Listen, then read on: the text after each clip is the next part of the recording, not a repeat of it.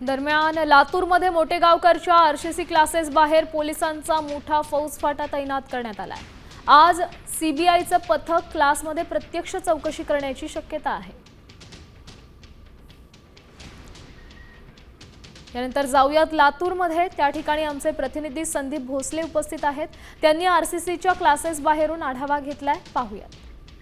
प्राध्यापक शिवराज मोटेगावकरला सीबीआयने ताब्यात घेतल्यानंतर त्याला 9 दिवसाची पोलीस कोठडी सुनावण्यात आली। आपण जर भेटलं तर लातूर येथील त्याच्या क्लास बाहेर आता पोलिसांनी मोठा बंदोबस्त जो आहे तो लावल्याचं पाहायला मिळतंय। कालपासून या क्लास बाहेर पोलिसांनी बंदोबस्त लावल्याचे चित्र पाहायला मिळतंय। लातूरमधील क्लासवर काल शिवसेना शिंदे गटाच्या वतीने शाई फेक केली होती आणि त्यानंतर आज पोलिसांनी देखील त्याच्या क्लास बाहेर मोठा बंदोबस्त जो आहे तो लावल्याचे चित्र पाहायला मिळतंय।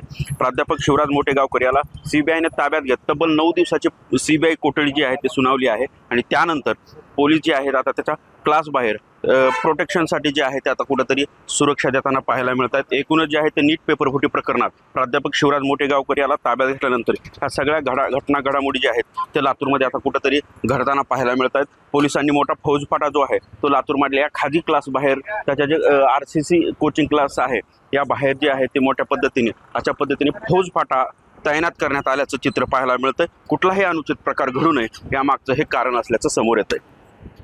संदीप भोसले, साम न्यूज, लातूर।